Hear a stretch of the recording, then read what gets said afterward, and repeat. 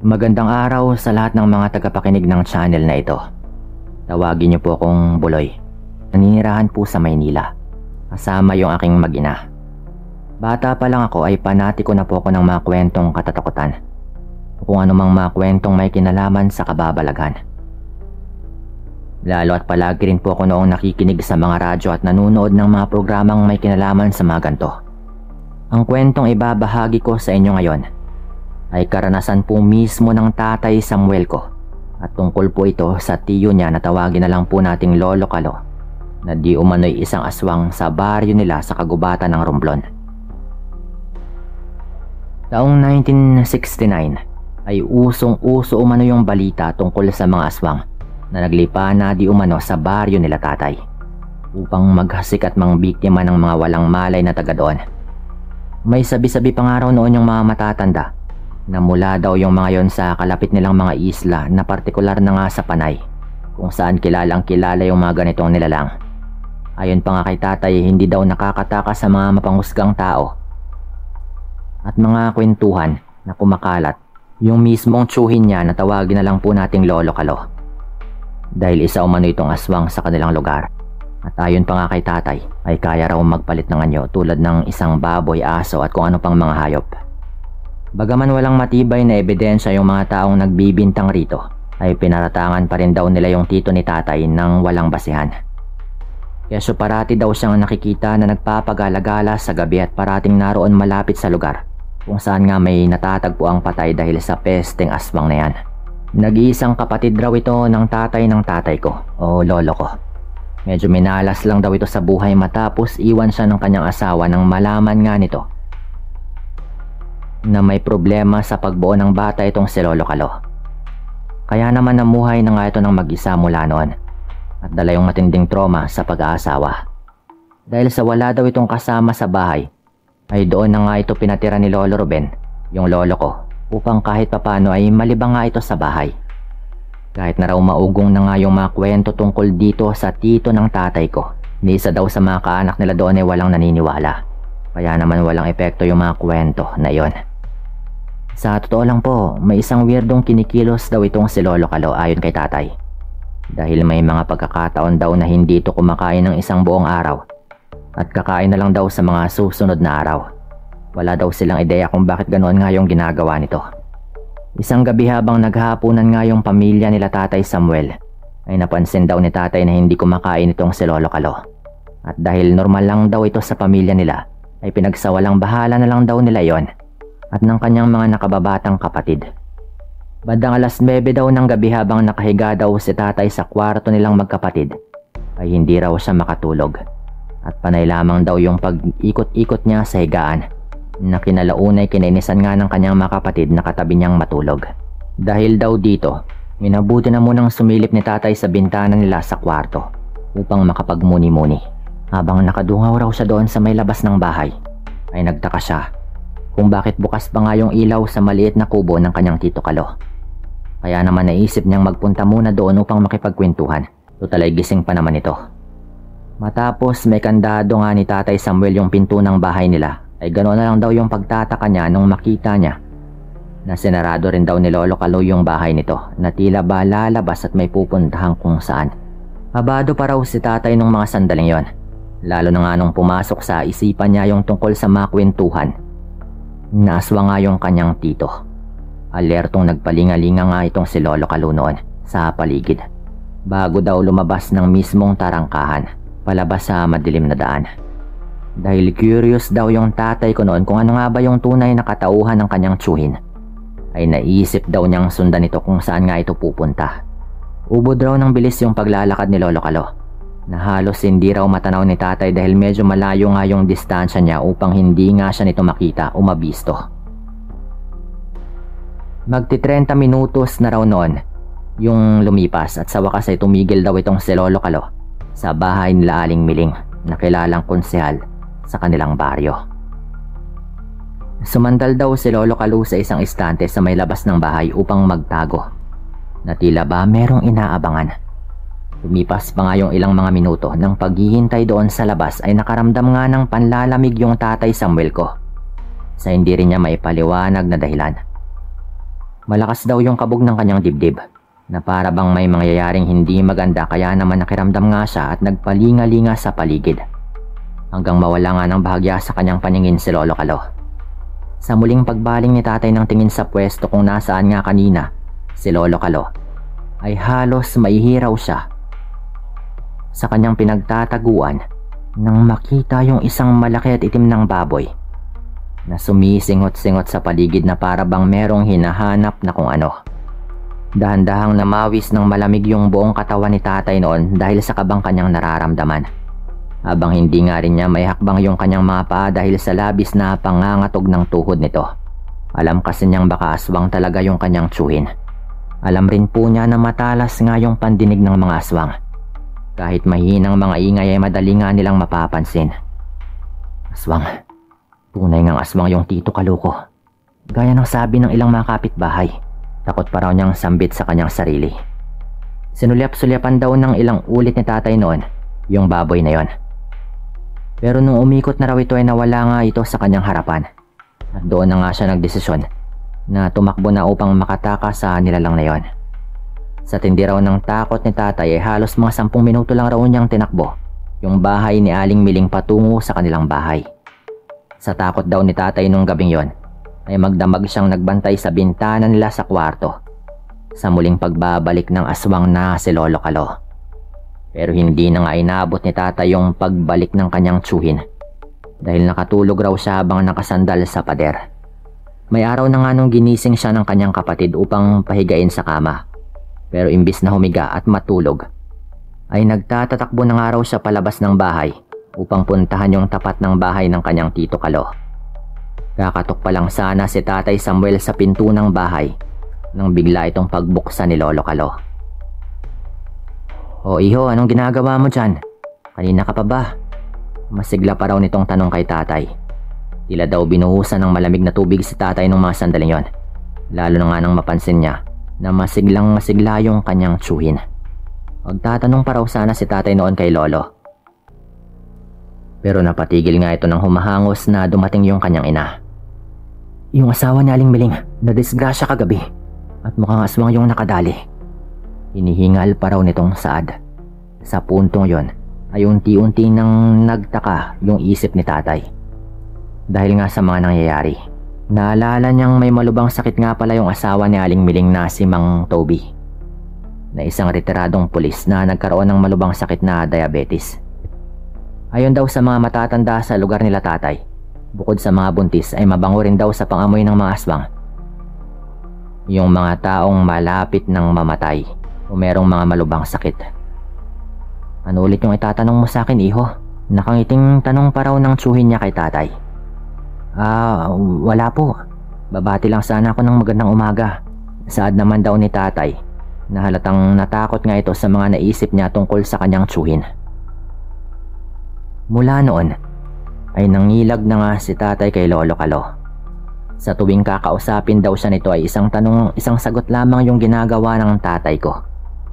At kung hindi siya komportable sa tanong nito, ay umaalis daw ito para umiwas. Takang-taka naman si Lolo Kalo sa inaasal ng tatay ko. Tila may mali daw sa pinapakitang asal ng tatay ko sa kanya. Kaya naman sinubukan nga niyang kausapin ito, pero sarado nga yung isip ng tatay ko sa mga sinasabi ni Lolo Kalo. Ayon kay Tatay Samuel, nagpunta pa raw silang mag-anak noon sa burol ni Mang Toby upang makiramay. Maliban daw kay Lolo Kalo na hindi nga sumama sa kadahilanang walang maiiwan sa bahay. 3 araw makalipas yung pangyayaring yon, ay parati nang inaabangan ni tatay si Lolo Kalo na lumabas sa kalaliman ng gabi, kung kailan inaakala nga nitong tulog na yung pamilya ni tatay. Magkatapat lang din po kasi yung bahay at talagang malapit na malapit lang. Baka hindi pa niya gustong kumain na, o baka pilit niyang pinipigilan. Saad pa raw ni tatay sa kanyang sarili habang kinikilabutan. Nung sumapit nga yung ika-4 na araw ay hindi na naman daw sumabay si Lolo Kalo sa hapunan ng pamilya. Napangiti raw si tatay noon dahil iniisip daw niyang mabibisto na nga niya yung kanyang tito at may papahuli sa mga tanod sa kanilang baryo. Nang sumapit na nga yung tamang oras noon ay nakita muli ni Tatay Samuel si Lolo Kalo na lumabas ng bahay nito. Tulad ng unang pagkakataon ay sinundan daw niya ito sa malayong distansya. Dahil sa iba nga yung dinaanan ng Lolo Kalo ay nahirapang sumunod at humabol yung tatay ko. Kaya naman hindi sinasadyang mawala nga sa kanyang paningin si Lolo Kalo at hindi na nga niya ito mahagilap. Sinubukan pang hanapin ni tatay kung saan na nga ba maaaring magpunta si Lolo, pero saan mga lugar ay hindi nga niya ito mahagilap. Nang hihinayang man sa sitwasyon ay ninais na lang daw niyang bumalik sa kanilang bahay, ngunit pagtalikod daw ni tatay ay hindi niya sinasadyang makaharap yung isang malaking itim na baboy na may nagbabaga at mapupulang mga mata. Hagok raw ito ng hagok na para bang inaamoy-amoy siya nito. Naistatwa naman si tatay noon dahil sa sobrang takot at tanging impit na mga pag-iyak lamang yung kanyang nagawa. Halos mawala na nga ng pag-asa yung tatay ko noon nung binukaraw ng baboy yung kanyang malaki at maluwag na bunganga na punong-puno ng mga nagtatalasang ngipin na tulad sa isang pating. Dahil sa matinding takot ay napasigaw raw yung tatay ko at paulit-ulit na binabanggit yung pangalan ni Lolo Kalo dahil iniisip niyang makikilala nga siya nito bilang kaanak. "Tio Kalo, ako po to, si Samuel, anak ng kapatid mo." Pakilala pa raw ni tatay noon. Pero imbis na tumigil daw yung nilalang sa pagsamyu-samyu kay tatay, ay lalo pa raw nitong tinakot yung ama ko na noon ay walang kalaban-laban. Sa katunayan, pumikit na raw siya noon at animoy tinatanggap na raw niya yung kanyang sasapitin sa kamay ng kanyang tsuhing aswang. Dahil talagang naunahan na raw siya ng takot noon at nanginginig na nga yung kanyang buong katawan. Habang nakapikit raw yung tatay ko, ay biglang umatungal ng malakas yung baboy na kanyang kaharap. Kaya naman napamulagat daw siya at doon ay nakita niya yung isang figura ng tao na sinaksak daw sa may tagiliran yung nilalang na yon. "Takbo na, Samuel! Takbo!" Sigaw pa raw ng kung sino kay tatay noon. Nang makabuelo nga si tatay, dali-dali siyang tumalikod at kumaripas, pero bago nga siya tuluyang umalis noon, sinipat daw niya yung taong yon at namilog yung kanyang mga mata nang makita yung isang pamilyar na mukha. At ito nga yung kanyang Tito Kalo na tila pagod na pagod sa kakatakbo. Nakatarak daw sa tagiliran ng aswang na baboy yung itak nitong dala bago nga niya hinugot ng buong lakas. Agad namang bumulwak yung dugo ng aswang na baboy sa lupa matapos na mabunot yung itak ni Lolo Kalo. Saglit na nga na naglaban si Lolo at yung aswang na yon. Pero dahil napuruhan na nga ni Lolo yung nilalang, ay pinilit na lang daw nitong tumakas at nagsuot daw ito sa mga delikadong daan at sa masukal na parte makalayo lamang kay Lolo Kalo. "Mali ka ng hinala. Hindi ako aswang. Ako yung tumutugi sa kanila." Saad pangaraw ni Lolo Kalo habang hinihimas yung likod ni tatay. Ayon pa nga kay Lolo Kalo, miyembro daw pala siya ng isang samahan na tumutugi sa mga ganong nilalang. At inamin rin daw nito kay tatay na kapag manunugis daw siya, pinipilit niyang hindi kumain upang mas maging maliksi at mabilis daw siyang kumilos. Sanay na raw yung kanyang katawan sa ganon. Sinabi rin daw ni Lolo Kalo kay tatay na kaya pala naroon siya sa bahay nila Aling Miling nung gabing yon ay upang magbantay.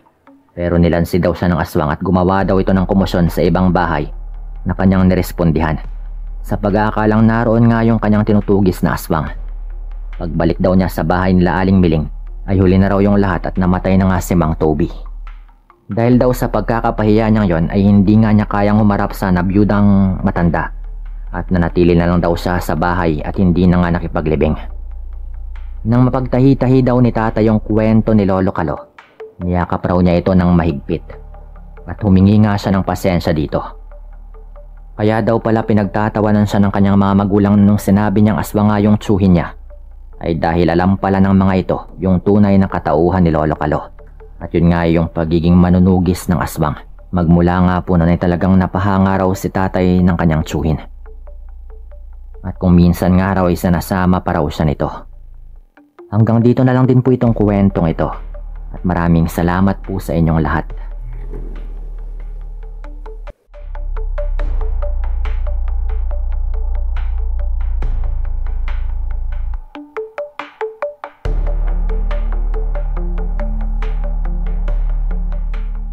Hello po sa lahat ng inyong mga tagapakinig sa channel na ito.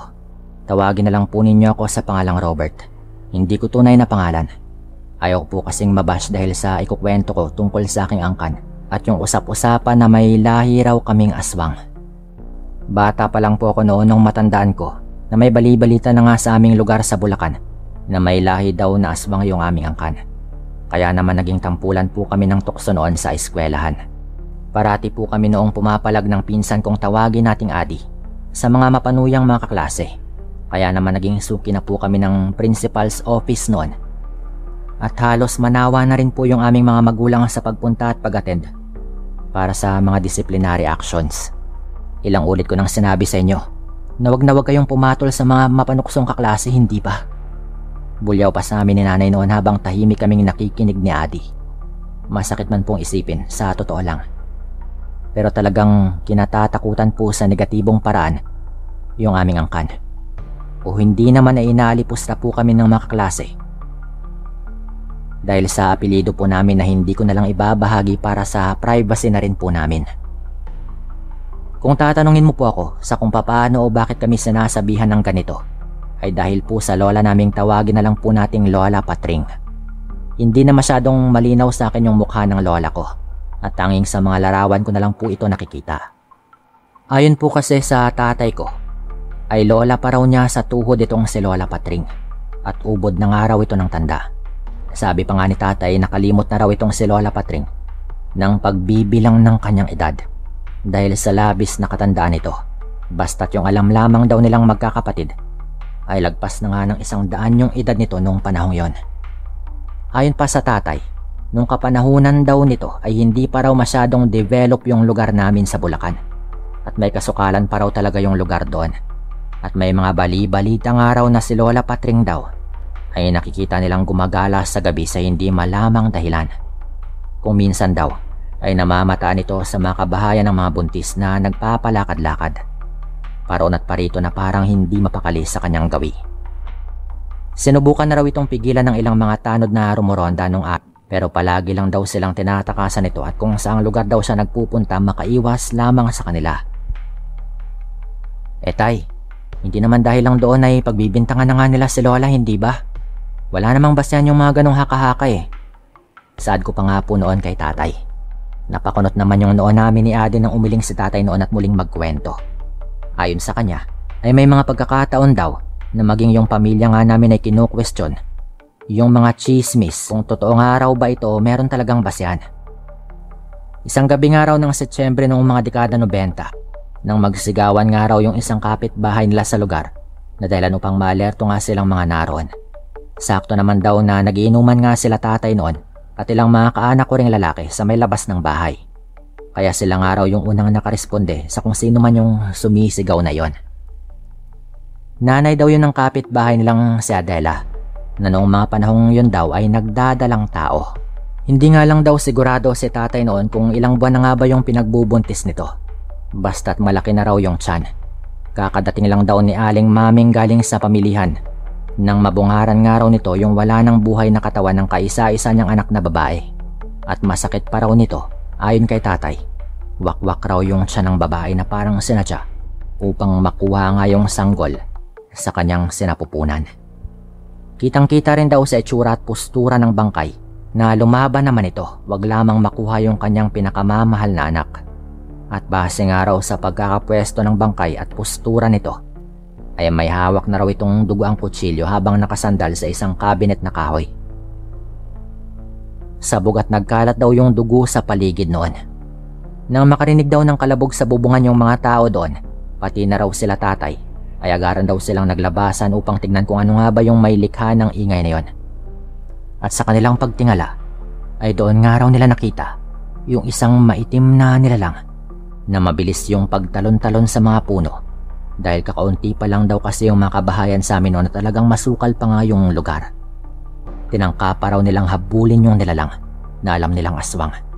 Kasama nga yung mga kuya nung namatay ay hindi nila tinigilan yung nilalang hanggat hindi na pagbabayad sa ginawa nito sa buntis na si Adela.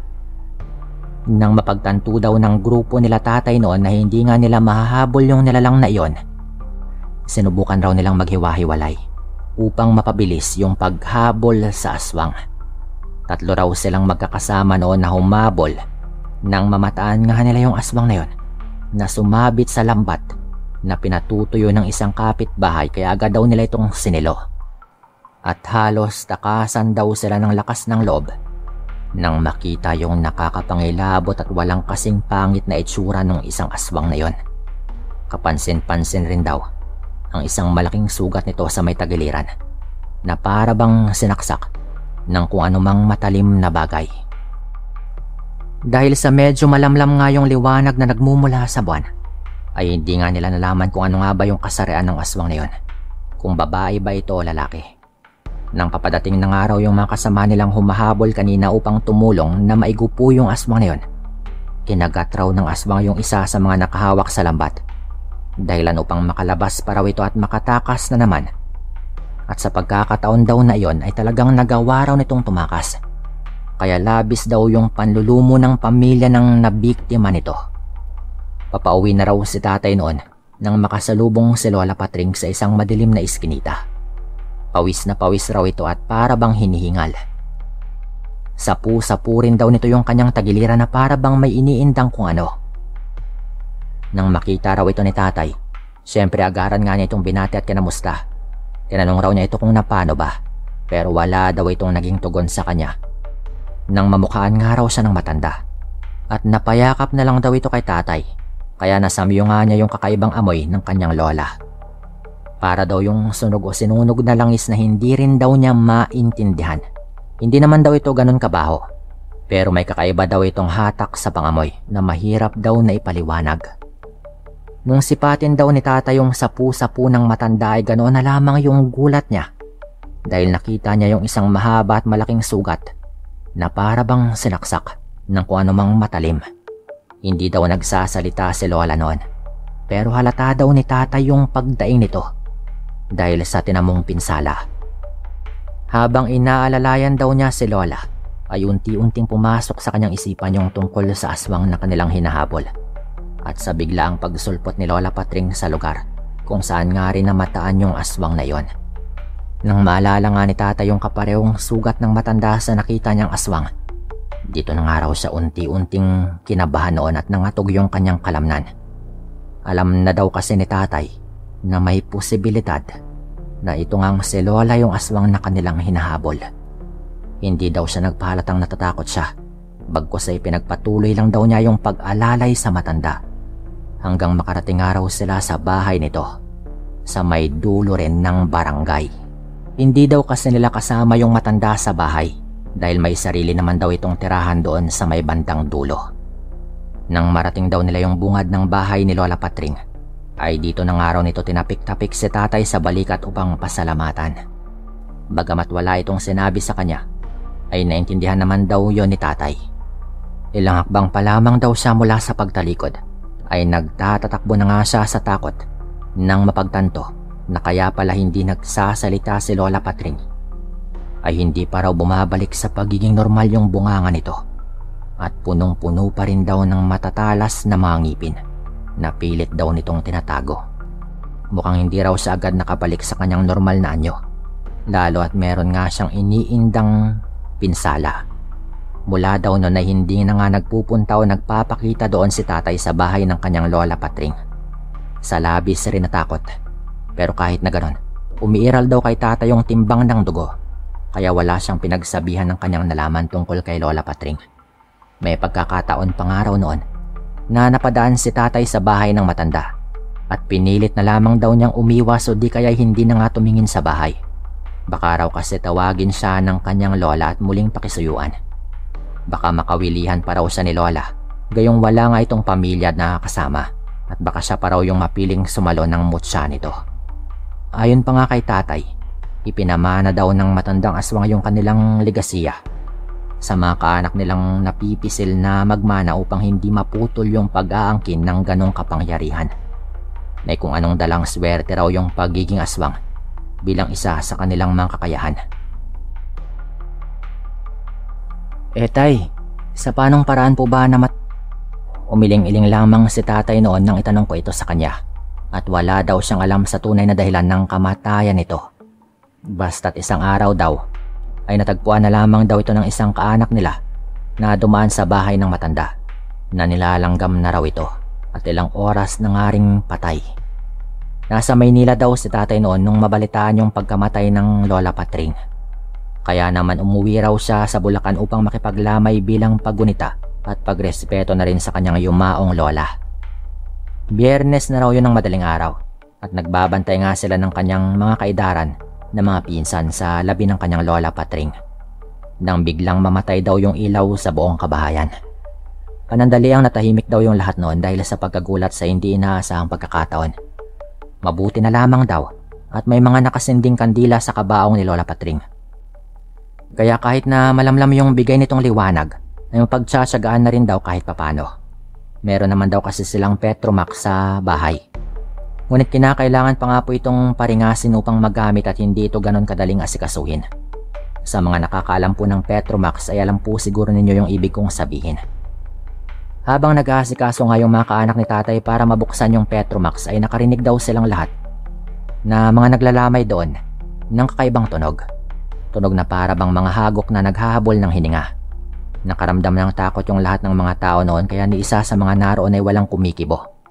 Maliban sa ilang kamag-anakan nila na nagtataka kung ano nga ba at saan ang gagaling yung tunog. Ilang beses pa raw silang nagpaikot-ikot sa burlan pero wala silang natagpuan. Nang mapalapit nga raw sa kabaong ni Lola Patring yung mga taong naghahanap, ganoon na lang daw yung takot nila nang marinig na nga yung hagok na parang nanggagaling sa loob ng kabaong. Dali-daling ang kinuha ng isang kaanak yung kandila upang ilawan yung harap ng salamin at sipatin yung loob ng kabaong. At ganoon na lamang daw yung takot nilang nakadungaw nang makitang nakabukas nga yung mga mata ni Lola doon sa loob ng kabaong at pulang-pula raw na namimilog na para bang may iluluwa itong kung ano. At sa takot daw ng mga nakakita ay nagsitakbuhan daw yung ilan sa mga ito, pati na rin yung iba ay nagtalunan pa nga raw sa bintana makalabas lamang sa bahay burulan.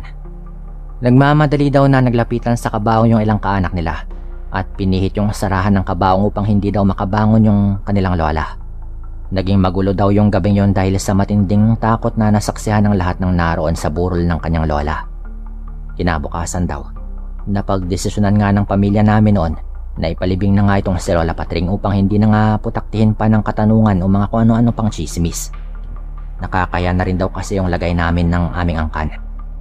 Hindi daw makakalimutan ni tata yung senaryo ng paglilibing sa Lola Patring nila. Imbis na patihaya daw yung kabaong ay pinatalikod daw nila ito habang nakaharap yung bangkay nito sa lupa.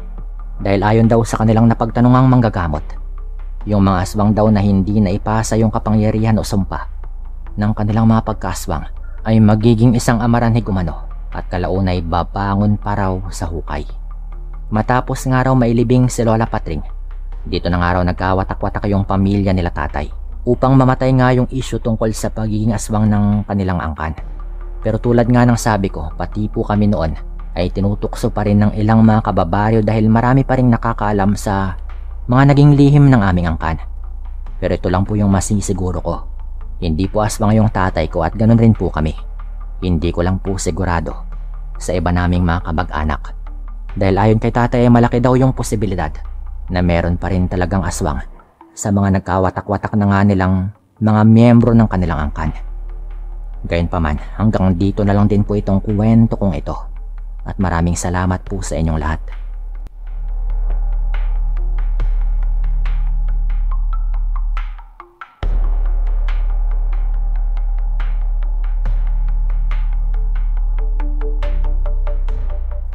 Ako nga po pala si Jake at naririto ko sa channel mo upang ibahagi yung kwentong katatakutan ko tungkol sa isang aswang na sinamantala ang pananalasa ng bagyong Yolanda.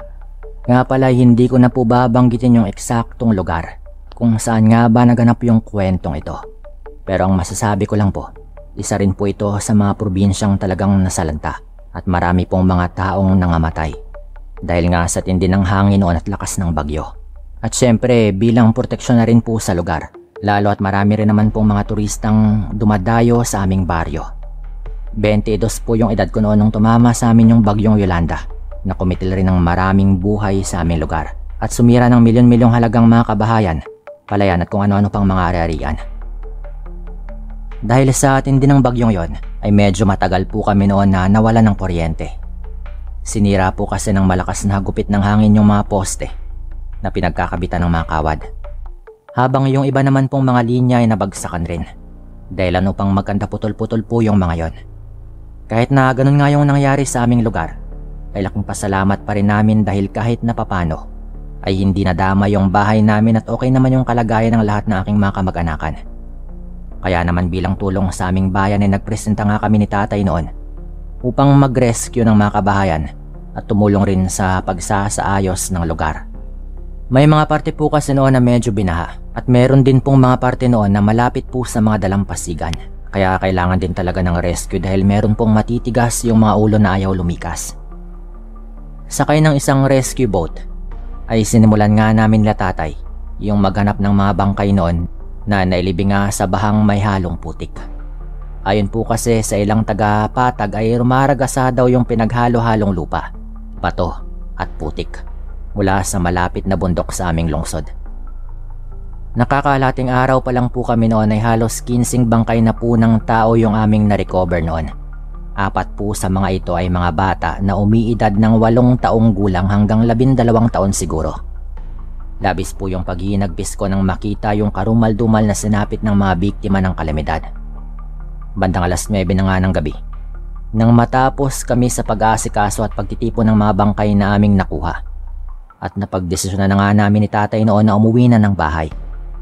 Dahil sa hindi naman ganun kainam yung mga daan at kalsada, ay matagal bago makabalik sa camp namin yung truck na nagsisilbing service nga po namin noon mula sa butihin rin naming alkalde mayor. Dahil hindi naman ganun kalayo yung daan naming tatahakin ay minabuti na nga namin ni tatay noon na magsimula ng maglakad para hindi naman kami masyadong gabihin sa paglalakad. Gamit yung flashlight na heavy duty na ginagamit nga sa pang-rescue ay tinahak na nga namin yung madilim na kalsada. Bagaman totally blackout po yung daan naming tatahakin ay hindi naman ako masyadong kinakabahan dahil kasama ko naman yung tatay ko noon at hindi nga ako nag-iisip na baka may mangyaring masama. Nang mapagawi nga kami ni tatay sa bandang elementary school sa aming bayan ay may naaninagan kaming tila isang anino na padaan-daan kaya nagmamadali naming inilawan yung anino. Napatawa na lang kami ni tatay noon nang makita yung isang pusang nagkakahig sa isang kahoy sa gilid. Baka sa sige mo na yung inom ng kape tay. Medyo nagiging nervyoso ko na rin. Sabi ko pa nga kay tatay noon. Ikaw nga yung aligagay. Balik naman po nito. Matapos yung alaskahan naming yon, ay nagpatuloy na nga kami sa paglalakad hanggang sa mapagawi kami sa may talahiban. Maya-maya lamang ay biglang nakarinig kami ni tatay ng kung anong ingay na para bang may humahampas sa mga talahib. Sa puntong yon ay muli kaming napatigil ni tatay upang makiramdam sa paligid. Tay, bakit po? Ano pong meron? Tanong ko pa nga sa aking ama noon na tila ba balisa. Anak, mag-iingat tayo. Imposibleng baka lang o kambing yung may gawa ng ingay na yan. Halos lahat ng mga hayop dito sa atin nadamay na't nangamatay. At kung may mga buhay man, hindi pa babayaan ng kanika nilang mga may-ari. Lalo na sa sitwasyon ng bayan ngayon. Babala pa ni tatay noon. Kaya naman alerto kaming naglakad pa uwi. At halos patakbo na nga yung lakad na aming ginagawa noon para makaalis na nga doon. Ngunit tila hindi kami tinitigilan ng ingay na yon na halos nasa likuran lang din po namin. Nang sumapit kami doon sa may kawayanan paakyat sa amin, ay parang nanlalambot na nga yung tuhod ni tatay noon nung makita yung isang nilalang na mahaba yung nguso. Anyo itong tao ngunit may maitim at mabalahibong katawan. Nagbabaga rin sa pula yung mga mata nito na para bang sisiluin nga kami anumang sandali. Iilawan ko pa nga sana yung nilalang ng flashlight kong dala nang bigla kong hatake ni tatay noon sa balikat at dali-daling kinaladkad paakyat sa daan. Madapa-dapa pa nga ako noon pero sige sa paghatak yung tatay ko. Lalo pang nataranta si tatay sa paghatak sa akin noon nang makita naming dalawa yung pares ng mapupulang mga mata ng nilalang na tila ba humahabol sa amin. Sa takot naming dalawa ni tatay ay nagkanya-kanya na nga kami ng takbo pa uwi ng bahay na abot tanaw lang din namin. Halos mapatidan nga ako ng hininga nang makaabot kami sa loob ng bakuran kung saan kami sinalubong ni Tito Gabo na may daladalang sundang na ipamumutol niya daw sana sa bunga ng papaya na gugulayin para kinabukasan. Agad sinabi ni tatay sa kanya na hinabol kami ng aswang hanggang doon sa bukana at nung marinig nga po ito ni Tito Gabo ay dali-dali silang lumabas muli ni tatay at hinanap yung aswang na yon na may mapupulang mga mata. Pero wala na silang nadatnan kung saan nga ito tumigil sa paghabol kanina. Pinagmumura ni Tito yung aswang na yon at pinagbantaan na susunugin niya yung bahay nito kinabukasan. Ayon kasi sa kanya, isa raw itong mabisang panakot sa mga nilalang ng dilim kahit na hindi mo man sila literal nakakilala. Takot daw kasi yung mga itong makilala sila at malaki rin daw yung takot nila sa apoy. Kaya iba yung reaksyon daw ng mga ito kapag ganun yung ginawa mo. Sa takot noon ay madaling araw na nga akong nakatulog kaya't paggising namin kinabukasan ay lulugo-lugo pa nga akong bumangon dahil sa puyat. Ikaw ba namang habulin ng aswang Makakatulog ka pa ba nun? Kaya naman naisip naming hindi na nga kami maglalakad ng gabi pa uwi at aantayin na lang din namin yung service kahit na medyo gabi na nga itong makarating doon sa rescue center. Wag lang namin ulit makaharap yung nilalang na yun na humabol sa amin nung gabi. Pagdating namin sa may rescue center ay narinig naming nagkukwentuhan yung aming mga kasama tungkol sa namataang aswang sa bayan. At nung marinig namin ito ni tatay, ay maging siya ay nagbahagi rin ng kwento sa kung ano nga bang nangyari kagabi. Tahimik lang na nakinig yung mga naroon at bakas na bakas sa mga mukha nila yung takot na baka sila nga yung susunod na makaengkwentro ng aswang na pag-alagala. Hayop na aswang yan Sinasamantala niya tayo dahil sa sakunang naganap. Marami pang bangkay ng tao yung nawawala at posibleng ito yung naamoy ng nilalang kaya't dito siya nananalasa. Hindi pa tapos yung problema natin sa unos na nagdaan tapos may ganito pa. Saad pa nga ng aming mayor noon nung nalaman niya yung tungkol doon. Naniniwala rin daw kasi siya sa mga ganitong nilalang. Kaya naman inutusan nga niya yung kanyang mga pulis na rumonda. At sinabihan rin niya yung mga kapitan na pagrondahin rin yung kanilang mga tanod. Padala-dalawa upang kahit papano ay maging ligtas nga sila sa napapabalitang aswang. Sa puntong yon, nagtuloy-tuloy pa nga yung kwentong nagaganap. Yung iba sa mga kwento na ibinabahagi doon ay hindi masyadong malinaw o klaro. Kaya naman hindi kami willing pakinggan hanggang nagkwento nga sa amin si Mang Puroy na halos kalapit lang ng aming bahay. At yung kwento niyang yon ay literal na nagpatakot sa aming lahat na naroon na nakikinig. Kauhupa lamang daw noon ng mataas na baha nang hanapin niya yung alaga niyang aso. Wala daw kasi yung asawa niya sa bahay dahil sa na-stranded daw ito sa airport doon sa kabilang probinsya at hindi na nga raw nakauwi dahil sa lakas ng pag-ulan. Dalawa lang daw sila ng anak ng si Piping noon. Sinubukan daw niyang silip-silipin kung nasaan na nga ba yung alaga nito sa mga silong at sa mga lugar na maaari nitong pagtaguan. Dahil pakakainin niya sana ito. Medyo maulan pa rin naman daw pero mahina na nga at hindi naman kasing lakas nung nakaraan. Nang hindi raw niya ito mahagilap kung nasaan, ay dali-dali na raw siyang naglakad papasok sa loob nung meron siyang marinig na ingay. Kaya naman, mabilis daw siyang bumalikwas upang sundan yung mahihinang pagkahol na kanyang narinig. Hindi daw kalayuan sa bahay nila ay napansin ni Mang Puroy na naroon yung aso nito sa isang bahaging medyo madilim. Kaya naman inilawan nga niya ito gamit yung kanyang dalang flashlight. Napabuntong hininga na lang daw siya nang makita niyang may tila kinakahulan yung kanyang alaga na para bang pinalalayo ito. Kaya naman nilapitan daw niya ito upang alamin kung ano nga ba yung bagay na yon. Nang mabungaran naman daw niya ay muntik na raw siyang atakihin sa puso nang makita yung isang putikang bangkay ng lalaki na nilalantakan ng isang maitim na nilalang na may nagbabagang kulay pulang mga mata. Sarap na sarap daw nitong pinapangas yung bandang hita ng bangkay. Rinig na rinig din daw niya ang paglalagatukan ng buto ng bangkay. Indikasyon na binabali nga ito ng aswang habang ginangasab niya ito. Sa takot daw ay tila na estatwa nga siya sa kanyang kinatatayuan at bahagyang hindi ito nakakilos. Napukaw lamang daw yung kanyang ulirat nang marinig yung aso niyang kumakahol at nung makabalik nga siya sa tamang pag-iisip ay halos matumba raw siya nang makita yung nilalang na nakatitig sa kanya habang namimilog daw yung mga mata nito. Punong-puno daw ng maitim na dugo yung bibig nito bago pagapang na lumapit sa kanya. Inampas raw niya ito ng payong na kanyang dala bago nagtatakbo pa uwi ng bahay kasama yung alaga nito. Agad rin daw niyang inutusan yung anak niyang si Piping na isarado nga yung lahat ng pinto at bintana sa kanilang bahay dahil sa takot na makapasok yung aswang doon. Sa bubungan daw ng bahay ni Mang Puroy ay rinig na rinig daw nilang mag-ama na may naglalakad dahil sa tunog ng yerong tinatapakan kahit na umuulan.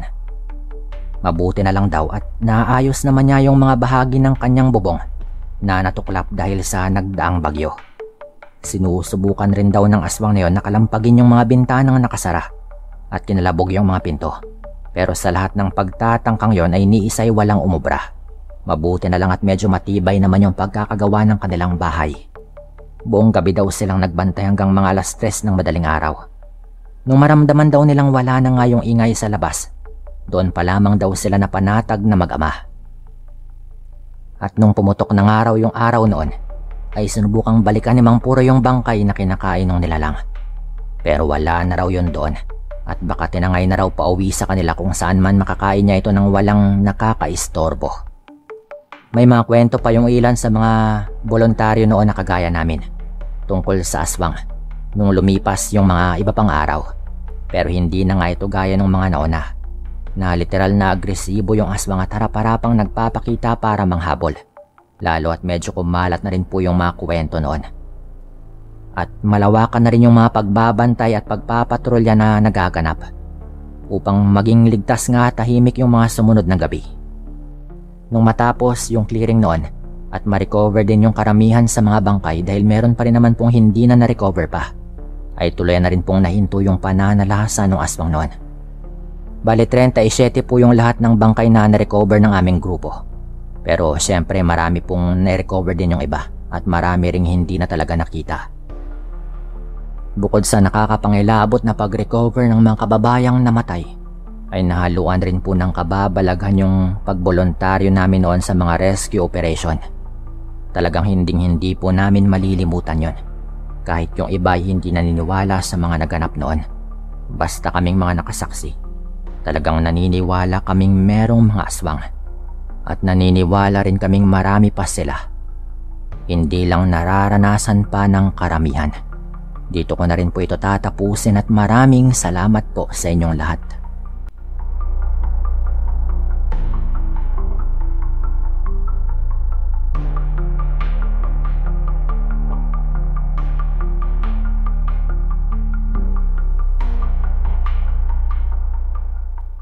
Itago na lamang ninyo ako sa pangalang Loren. At gusto ko lang ding ibahagi sa inyo itong naging kwento sa akin ng aking lola. Tawagin po nating Remedios. Nangyayari po ito sa anak ng kanyang kaibigan na tawagin nating Luciana. Sa mga panahong ito ay nakatira sila sa Misamis Oriental. Ayon kay Lola Remedios, matagal na rin daw silang magkaibigan ni Luciana. Simula kasi nang lumipat yung pamilya ng babae, si Lola yung naging kauna-unahang kaibigan nito. Bukod kasi sa malapit yung bahay ni na Lola sa bahay ni Luciana, maraming bagay rin yung nagkakasundo yung dalawa, kaya't naging malapit din yung loob nila sa isa't isa.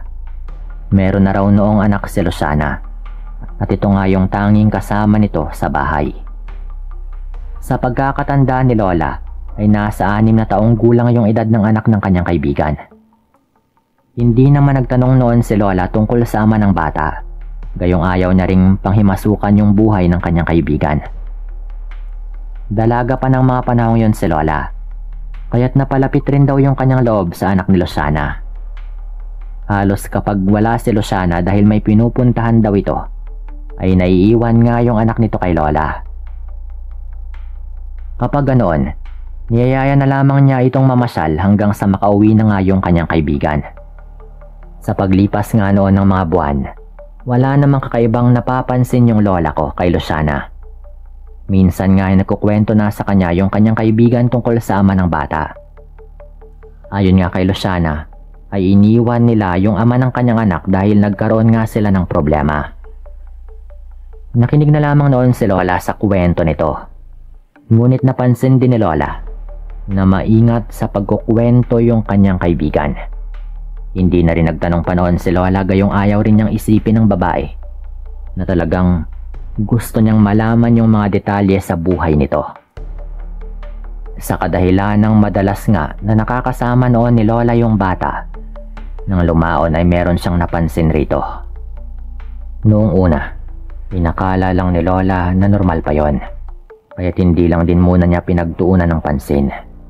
Hanggang lumipas pa nga yung mga araw at lalo pang nadagdagan yung mga bagay na napupuna nito sa anak ng kanyang kaibigan. Una daw kasi, ayon kay Lola, ay nakita nga niyang may mga pasayong bata, ngunit hindi pa raw ganoon karami at kapansin-pansin. Hanggang mapansin ni Lola na parang nadadagdagan yung mga pasa ng bata sa kanyang katawan, kaya't hindi na nga nakapagpigil ng kanyang sarili si Lola. Tinanong na nga nito si Luciana kung ano nga bang nangyayari sa bata at bakit napakarami nitong pasa. Wala raw matinong naging tugon sa kanya si Luciana. Maging ito raw kasi hindi alam kung ano nga bang nangyayari sa kanyang anak. Dahil na rin sa hindi mapaliwanag na pagkakaroon ng mga pasa ng bata sa kanyang buong katawan, nagsuwestyon na lamang noon si Lola. Nadalhin nga sa albularyo yung bata upang mapatignan. Noong una ay tumanggi pa si Luciana dahil ayon dito ay hindi naman daw matamlay yung bata, kaya't wala siyang dapat ipag-alala. Pero noong lumaon pa at habang tumatagal ay napapansin na nga nilang nangangayayat yung bata, nagpasya na rin si Luciana na ipatingin sa albularyo yung kanyang anak. Sinamahan naman siya noon ni Lola at nagpunta nga sila sa bahay ng albularyo na malapit lang din sa kanila. Nasa kabilang baryo lang din yung naturang albularyo na pinuntahan nila, kaya't hindi na nga sila mapapalayo pa ng biyahe. Nang makarating araw sila sa bahay ng albularyo, agad naman silang inasikaso nito. Tinawas nga niya yung bata at nang matapos siya sa kanyang ginagawa, kinausap kagad niya sina Lola at Luciana. Sinabi nga nito kung ano nga bang dahilan kung bakit nagkakaroon ng pasa yung buong katawan ng bata. Matapos sabihin ng albularyo sa kanila yung tungkol doon, nanlumo si Luciana gayong hindi nga niya akalaing ganoon na pala yung nangyayari sa kanyang anak. Napag-alaman nga kasi nila mula sa albularyo na may isang matandang babae raw yung nagbibigay ng ganoong karamdaman sa bata. Hindi nga makapaniwala sina Lola at Luciana sa mga narinig nila sa albularyo. Lalo na nga nang sabihin itong hindi raw kulam o kung anumang ritual na pamamaraan yung ginawa ng matandang nagpaparusa sa bata.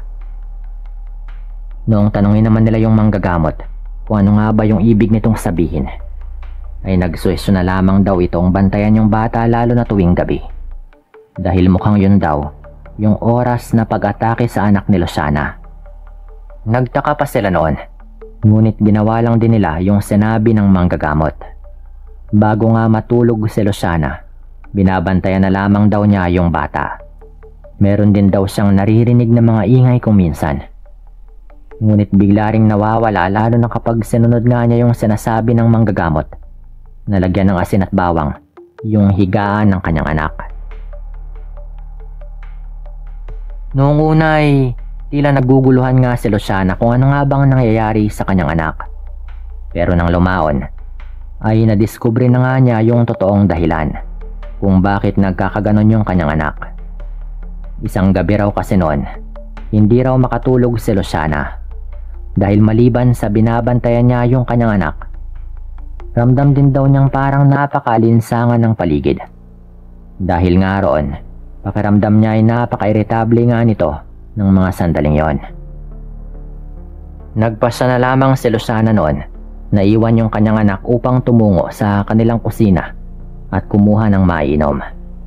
Bago ko pala makalimutan, may silong yung bahay nila Luciana at nasa sahig lang din sila, natutulog at nilalagyan lamang nila ng banig. Yun nga po, pagkabalik ni Luciana sa may tabi ng kanyang anak, nakita niyang tila nakakunot yung noon nito. Bahagya rin daw itong napapaungol, kaya't ganoon na lang din yung pag-aalala niya sa kanyang anak. Habang pinagmamasdan nga ni Luciana yung kanyang anak, ay meron siyang napansing gumagalaw sa may bandang leeg ng bata. Noong una ay akala niya ay wala lamang ito, ngunit biglang lumakas yung ungol ng kanyang anak at kinutuban na nga siya ng hindi maganda. Dahan-dahang sumilip si Luciana sa may silong ng kanilang bahay at ganoon na lamang nga yung gulat nito nang may makita siyang kakaibang nilalang doon. At sakto pa na nakatingala yun sa may sahig nila Luciana. Kaya't kitang-kita raw niya yung mapupulang mga mata ng naturang nilalang. Hindi nga lang nito masyadong maninag yung kabuuan ng nilalang. Pero kahit na ganoon, alam ni Luciana na may kakaibang nangyayari ng gabing yon. At hindi karaniwang nilalang yung kanyang nakita. Napatunayan nga raw niya na tama yung kanyang hinala nang mapansin nga nito na tila may kung anong ginagawa yung naturang nilalang na nasa ilalim ng kanilang silong. Nanlaki yung mga mata ni Luciana nang makita nga nito yung bagay na nasa may bandang leeg ng kanyang anak. Nang mawari kung ano nga bang nangyayari, kinuha nito yung nakalagay na asin sa may paanan ng kanilang higaan at agad yung inihulog sa may silong na bahagi kung saan nga naroroon yung nilalang. Nakarinig na lang sila ng malakas na paghiyaw noon at kumuha sila ng iba pang pansaboy sa nilalang na nasa ilalim dahilan para mas mapahiyaw daw ito dahil marahil sa asin na tumatama sa kanyang balat. Nasa ganong sitwasyon nga sila nang biglang umangil yung nilalang. Mabilis na umalis sa kanilang silong. Nang tignan nga ni Luciana yung leeg ng kanyang anak, wala na siyang nakitang bagay na nakadikit doon. Tinignan kaagad ng kaibigan ni Lola yung leeg ng kanyang anak at nagulanta nga siya noong makitang merong markang iniwan yung kung anumang bagay na iyon. Noon din, napagtanto niyang marahil ay yun nga yung dahilan kung bakit nagkakaroon ng pasa sa katawan yung kanyang anak. Napagtanto rin niya na parang sinisip-sip ng bagay na yon yung dugo ng bata, kaya rin ito nanghihina. Ipinagtaka nga lang ni Luciana kung bakit wala man lang siyang nakikitang sugat sa buong katawan ng bata at puro lamang mga pasa. Nagbantay pa nga siya noon hanggang sa masigurado niya na hindi na babalik yung naturang nilalang at saka nga siya nagpasyang matulog. Kinaumagahan, nang magising si Luciana, kaagad niyang tinignan yung leeg ng kanyang anak. At nakita niyang naroon pa rin yung bakas ng bagay na ginawa ng nilalang na yon sa leeg ng kanyang anak. Namamagayon, kaya't alam niyang kumikirot yon. Napailing na lang din si Luciana at naisipan na ibalik na lamang yung kanyang anak sa albularyo at nang matiyak ng mga ito kung ano nga bang nilalang yung may gawa ng ganoon sa kanyang anak. Sakto namang paalis na rin sila noong dumating sa bahay nila si Lola. Ikwinento naman ni Luciana kay Lola yung kung ano mang nangyari noong nakaraang gabi. Hindi naman makapaniwala yung lola ko noon at malakas nga yung kanyang naging kutob na yung nilalang na nakita ni Luciana sa kanilang silong ay isang aswang. Nanlaki rin yung mata ni Luciana at nagwikang kung sakaling totoo nga yung kutob ni Lola ay kailangan nilang gawa ng paraan at nang hindi na nga mapahamak yung bata sa aswang na yon. Nagtungo na nga sila noon sa bahay ng manggagamot at ipinatingin ulit nila yung bata rito. Napailing na nga lang yung albularyo nang makumpirma rin ito yung kanyang kutob dahil sa naging kwento nga ni Luciana rito. Ayon pa nga sa manggagamot, una pa lang daw ay batid niyang aswang yung matandang nakita niya pagtawas nito sa bata. Pero hindi lang daw niya sinabi gayong hindi pa nga siya sigurado.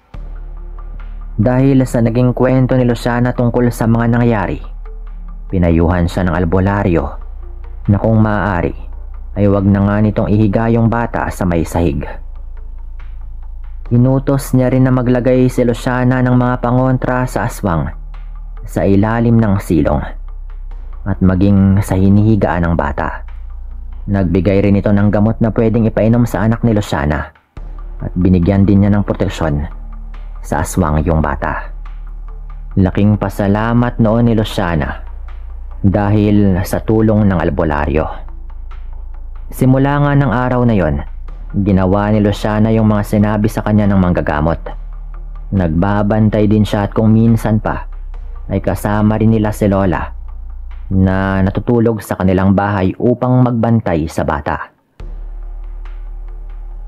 Kahit papaano naman ay hindi na nga nagpabalik-balik pa sa kanilang bahay yung naturang nilalang. Naisip nila noon na baka natakot na nga ito gayong may inilagay na ngang pangontra sa ilalim ng silong ng bahay. Kahit papaano rin noon ay tila paunti-unti bumabalik rin yung dating sigla ng anak ni Luciana at paunti-unti nababawasan din yung kanyang mga pasa sa katawan dahil gumagaling na rin yung mga yon. Inakala talaga nila noon na okay na nga yung lahat. Hindi naman nila inaasahan na isang gabi ay muli na namang nagbalik yung aswang na yon. At nataon pa noong mahimbing na nga yung tulog nila Luciana at maging ni Lola na noon ay sa bahay rin daw nila natulog.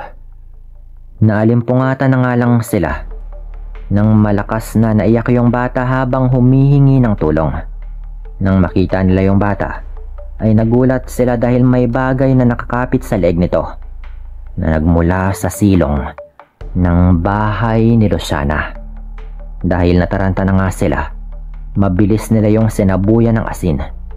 Kaya't nakarinig nga sila ng malakas na hiyaw sa ilalim. Yun nga lang po, hindi raw binitawan ng bagay na yun yung bata. At dinidiin pa nga yung pagsipsip sa leeg ng bata. Dahilan para masugatan na rin daw yun at tumugo. Mabilis namang kinuha ni Luciana yung maliit na punyal na ibinigay ng manggagamot. At yun nga yung kanyang ginamit upang mabilis na putulin yung bagay na nasa leeg ng kanyang anak. Anging paghiyaw lamang yung naririnig nila mula sa nilalang na nasa ilalim. Hanggang tuluyan namang naputol yung pinaniniwalaan nilang dila nito. Kahit nagawa niya pa ring pumasok sa may silong sa kabila ng mga nilagay na pangontra, mukhang pinilit lang yun ng nilalang. Kaya't nagawa nga nilang putulin yung dila nito dahil marahil ay bahagya rin itong nanghihina habang naroon siya sa ilalim. Pero animoy nagwala daw yun sa ilalim dahil sa mga nangyari. Dahilan para ilayo nga nila doon yung bata. Animoy pinupwersa raw nitong sirain yung sahig. Mabuti na nga lang din at naging matapang si Luciana at si Lola. Isinaboy nila sa aswang yung napakaraming asin na dinasalan pa umano ng manggagamot na ibinigay rin ito. Nang matamaan nga yung aswang na nasa ilalim, hindi magkanda o gaga ito sa kanyang pagsigaw. Marahil dahil sa sakit na kanyang naramdaman. At dahil doon, mukhang pinilit na lang ng nilalang na makaalis pa rin sa bahay sa kabila ng sakit na kanyang nararamdaman. Dahil sa nangyari ng gabing yon, hindi na nga sila nakatulog pa lalo at natataranta nga rin sila dahil meron ding sugat sa leeg yung bata. Ginamot daw nila yon. Nilagyan din nila ng halamang gamot na bigay rin ng albularyo. Hindi naman daw yon malalim pero syempre ay bata pa rin yon kaya't natataranta sila. Binalik raw nila yon sa albularyo kinabukasan at ginamot naman daw yon agad. Kalaunan, hindi na rin daw napigilan ni Luciana yung kanyang sarili na magkwento tungkol sa aswang na yon. Nagulat pa nga si Lola nang malaman mismo sa kanyang kaibigan na marahil yung matandang aswang na tinutukoy ng albularyo ay yung matandang tiyahin ng kanyang dating kinakasama na iniwan naman nila ng kanyang anak nang malamang may lahi nga itong aswang. Hindi nga raw niya akalain na dahil pala roon, mabibiktima pa nga yung anak nito. Mabuti na nga lang at naagapan nila bago pa man tuluyang mabiktima ng aswang yung bata. At dahil doon ay pumunta na nga rin mismo yung albularyo sa kanilang bahay upang palibutan ng pangontra yung kanilang bahay. At mula nga noon, ni minsan ay hindi na raw nila naramdamang meron pang aswang na umaaligid sa kanilang bahay. Mukhang natakot na rin ito at nalaman na rin niyang may tumutulong na albularyo kina Luciana. Dito ko na nga rin po ito tatapusin at maraming salamat po.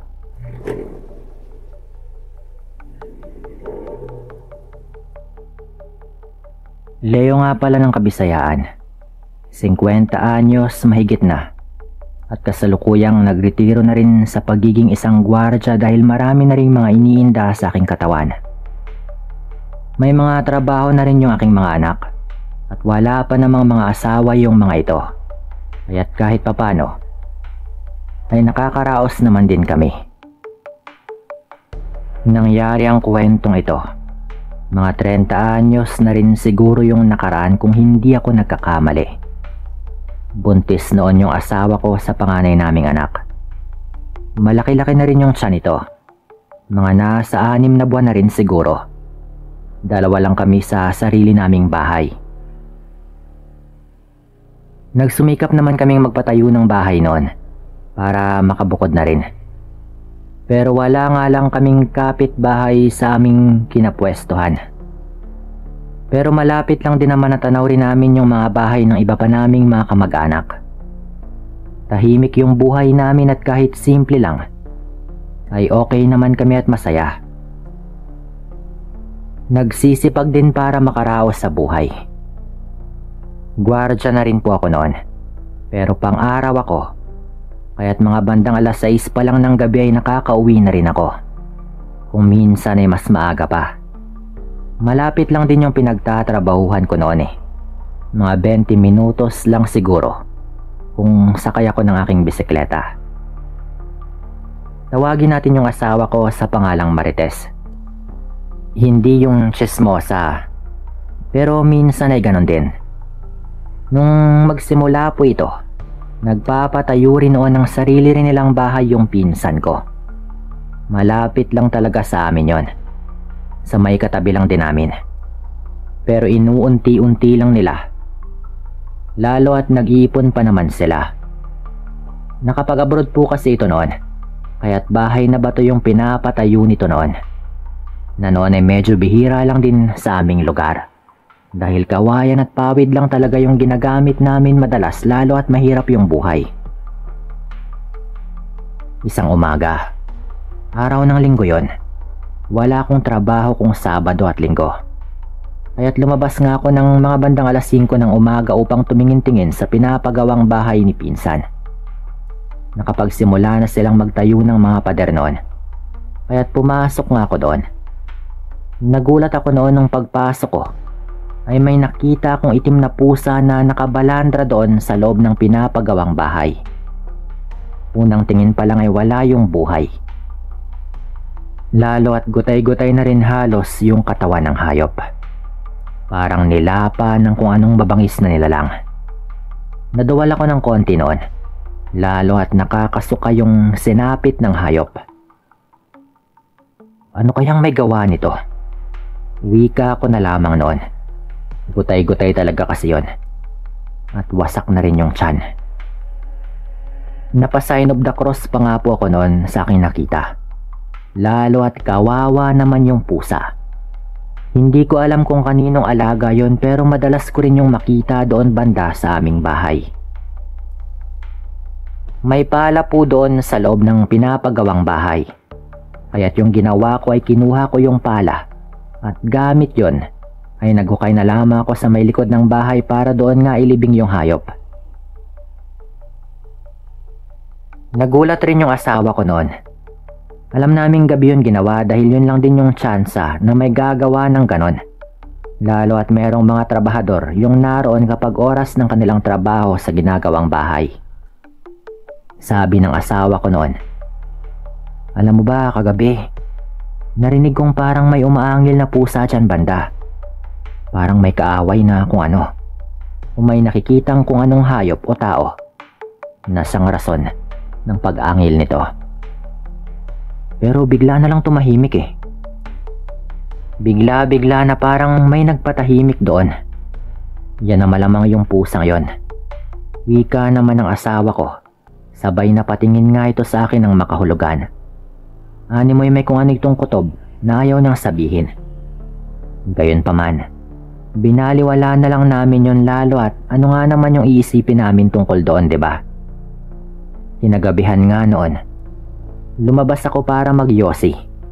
Ito yung mga panahong inuunti-unti ko na rin tinitigil yung paninigarilyo. Kaya't pa isa-isa na lang din ako. At madalas ay gabi ko yon ginagawa bago matulog. Sabi ko noon, ay tatapusin ko lang yon at papasok na rin ako sa loob ng bahay. Noong nasa labas na nga ako ay meron akong napansing naglalakad doon sa loob ng pinapagawang bahay ng pinsan ko. Napatingin ako agad at nagtaka at kinuha ko yung sulo at sinindihan. "Sinong nandyan?" Sigaw ko pa noon, sabay mabilis na nagpunta doon. At pagpasok ko nga doon, ikinabigla ko nang makita ko yung isang pamilyar na mukha. Napatras ako ng konti dahil hindi ko inaasahan yon. "Lolo Gabriel, anong ginagawa niyo dito at gabing-gabi na?" Tanong ko pa agad noon. Bali kapatid po ng lolo ko itong si Lolo Gabriel. Medyo nagulat rin ito noon, sabay nagpaliwanag. Ano lang, naghahanap lang ako ng panggatong at baka may mga kahoy dito na hindi na nga nila ginagamit." Wika pa ng matanda, pero ang likot ng kanyang mata. At lingon ito ng lingon doon sa bahay namin na parang may kung ano doon na tumatawag ng kanyang pansin. "Panggatong? Lola naman, gabing-gabi na eh. Ano ba naman ho kayo? Umuwi na po kayo, lo. At baka mapano pa kayo dito.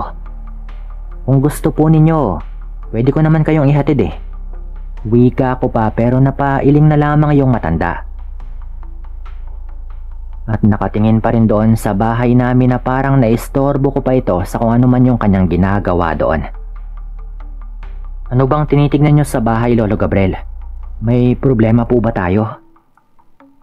Tanong ko pero ang sabi ng matanda ay wala naman daw at uuwi na rin daw siya lalo at gabi na nga rin. Nagtataka man ako noon ay tinanaw ko na lamang siyang paika-ikang naglalakad papalayo. Hindi na ako nagpumilit na ihatid siya dahil kilala ko naman yung kanyang ugali. Magagalit lang yun kapag pinilit ko pa eh. Pero bago pa man ito mawala sa aking paningin, nakonsensya naman ako.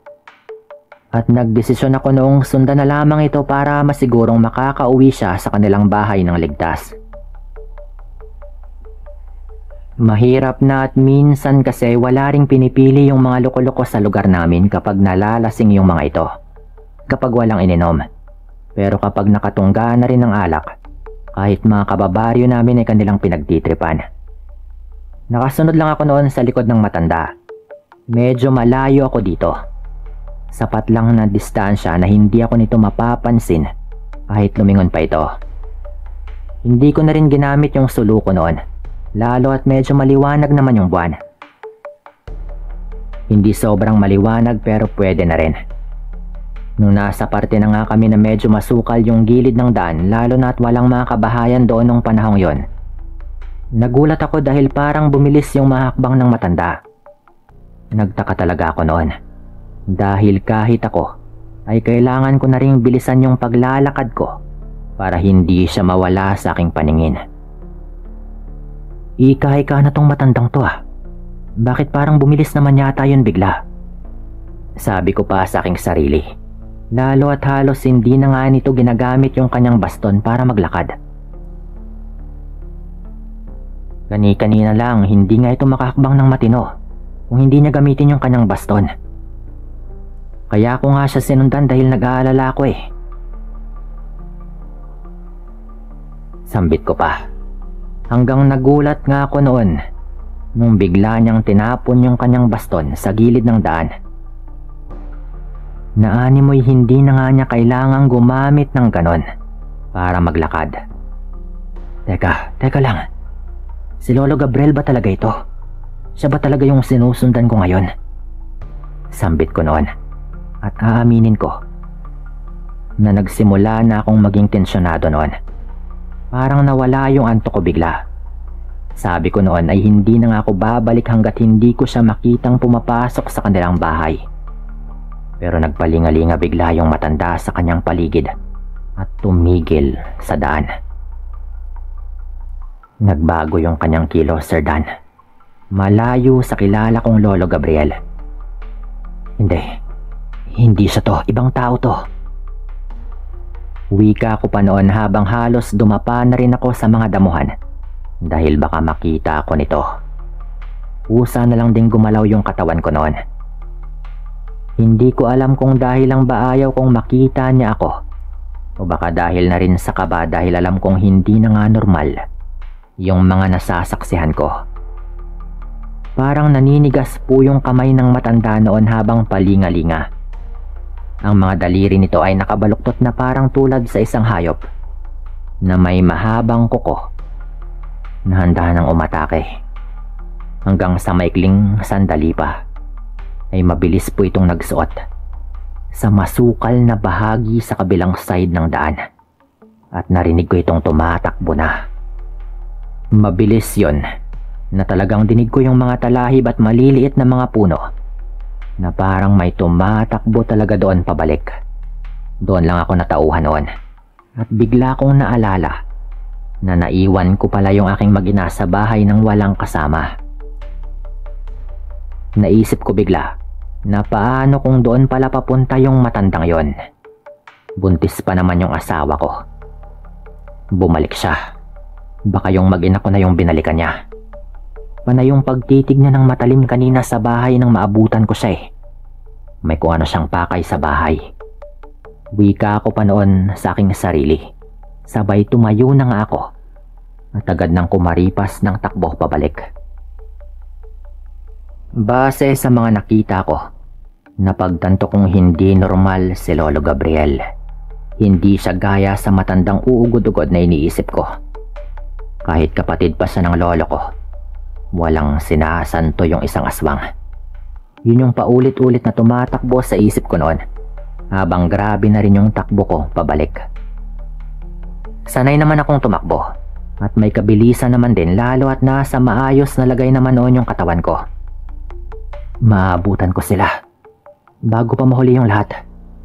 Pangungumbinsi ko pa nga po noon sa aking sarili para ako ay bahagyang kumalma. Nung natatanaw ko na nga rin yung bahay at sobrang lapit ko na, grabe yung kaba na aking naramdaman. Noong mapagtanto kong mukhang tama nga yung mga hinala ko. Parang binuhusan ako ng malamig na tubig noon dahil isang malaking pagkakamali talaga. Naiwan ko yung asawa kong buntis ng mag-isa ng ganong oras ng gabi. Lalo at nung tumatakbo ako papalapit, ay nakarinig ako ng sigaw mula sa asawa ko. Humihingi ito ng saklolo. Paglapit ko sa bahay, ay napansin ko rin agad na nakabukas na yung pinto. Sigaw ng sigaw yung asawa ko noon, kaya't pagdating ko sa bahay, agaran kong kinuha yung itak na nakasandalang sa gilid ng haligi sa labas ng bahay. Iniiwan ko yun doon. Lalo at madalas kong gamitin yon sa paggapas ng matataas na mga talahib sa paligid ng bahay. Lalo at meron naman akong reserba na itak sa loob ng kwarto namin. Agaran nga akong pumasok sa pinto noon. Bit-bit yung aking itak. At doon ko nga naabutan yung asawa ko bago pa man mahuli yung lahat. Winawasiwas ng asawa ko yung hawak nitong itak upang itaboy yung isang nilalang. Maitim po yun at pulang-pula yung mga mata. Parang tao pa rin nakatayo, pero parang hayop na rin yung kanyang anyo. May kukong mahahaba at naglalaway na parang nauulol. Umiiyak yung asawa ko noon sa takot. Nung maabutan kong hayon, ay parang nablangko na rin yung utak ko noon. Nandilim agad yung paningin ko. At wala akong pakialam kahit kapatid pa siya ni Lolo. Gusto ko siyang patayin noon. Yung mag-ina ko na yung pinag-uusapan dito. At dumating akong binabalak na niyang biktimahin yung aking asawa. Nung nandilim na nga yung paningin ko sa galit, agaran ko siyang tinaga. Leeg talaga nito yung gusto kong tamaan. Pero dahil napasigaw ako sa galit, ay nakalingon pa ito. At bagyang nailihis yung kanyang leg, kaya tinamaan ko ito sa kanyang balikat. Tatagain ko pa sana ulit yon. Pero tinulak ng aswang yung mesang maliit sa kwarto, papalapit sa akin. Bago nga siya mabilis na dumaan sa bintana para makalabas. Galit na galit po ako noon. Hayop ka, Lolo Gabriel! Bumalik ka dito! Sigaw ko pa nga po noon. Sigaw ako ng sigaw at kulang na lang ay tumalon din ako sa bintana. Niyakap ko agad yung asawa ko noon. Buti na lang at dumating ako bago pa mahuli yung lahat. Ginaya daw ng hayop na aswang na yun yung boses ko at kumatok raw ito sa pinto. Buti na lang at meron namang pagdududa yung asawa ko. Kaya't kinuha niya yung itak at hawak-hawak niya yon. Paglabas niya ng kwarto bago niya nga pinagbuksan yung kumakatok. Kaya nang makita niyang aswang yung nasa labas ay nagawa niyang may pagtanggol yung kanyang sarili. Nagawa pa rin ng aswang na makapasok pero hindi niya naman agad mabibiktima yung asawa kung merong hawak na itak. Lalo at matapang rin po ito. Kinabukasan, nagkagulo pa nga po noon. Pinuntahan ko si Lolo Gabriel. Andun yung mga tiyahin ko noon, yung mga anak ng matanda. At halos lumuhod po sila at nagmamakaawa. Nahayaan ko na lang daw na makalis yung kanilang ama. Wala akong magawa noon lalo pa at mga kamag-anak ko rin naman yung mga yon. Pinauwi nila yung matanda sa Mindanao. Kung nasaan nga yung mga kamag-anak ng asawa ni Lolo Gabriel. Dahil taga Mindanao po yung asawa nito. Yun na rin yung huli naming pagkikita. Nabalitaan na lang din namin noon pagkalipas ng mga ilan pang taon na patay na raw yung matanda. Hindi namin alam kung ano nga bang ikinamatay nito o kung totoo ba talaga yung aming nabalitaan. Pero hindi na nga namin ito nakita pang muli. Ito nga yung karanasan ko. Yung karanasan namin. At dito na rin po ito nagtatapos.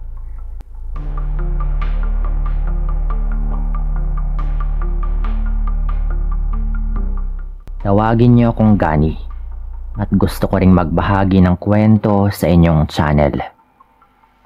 Taga-Albay ako at bago yung lahat, pasensya po kung hindi ako ganun kagaling magkwento. Pero pangako at lahat ng aking ilalahad ay talagang karanasan noong nakatira pa ako sa bahay ng isa kong tiyuhin. Nangyari itong aking ibabahagi noong nakatira pa nga ako doon. Yung tiyuhin kong ito ay isang matandang binata at tawagin na lang pala natin ito sa pangalang Abner. Hindi ko alam kung anong dahilan ni Tito kung bakit hindi nga siya nag-asawa. Siguro dahil nagiging mas malaya nga siya kapag wala siyang asawa. Pero dahil na rin sa kanyang desisyon, marami yung mga nagsabing mahirapan siya sa kanyang pagtanda. Ipinagkibit balikat na lamang niya yon. At sinabi na marami naman siyang pamangkin na pwedeng makatulong sa kanya. Yun nga po. Dahil ako nga yung pamangkin na pinakamalapit sa kanya, ako na lamang yung nagpasyang samahan ito sa kanyang tirahan. Noong una ay malakas naman si Tito, pero habang dumadaan yung mga taon, ay nagkaroon nga ito ng karamdaman. Isa na nga roon yung TB, na ng mga panahong yon ay parang hindi pa gaanong natututukan. Nang maunang bahagi ng kanyang pagkakasakit ay hindi pa naman gaanong malala. Pero noong lumaon, tuwing umuubo ito at napapadura, may kasama na rin pong dugo. Madalas ko siyang pagsabihan na magpadoktor dahil baka mas lalo pang ang lumala yung kanyang karamdaman. Pero umiiling na lamang ito. At sinasabi na mainam na kung mawala na nga siya para wala na akong magiging alalahanin pa. Isang gabi nga noon, sa hindi ko malamang dahilan ay hindi nga ako makatulog.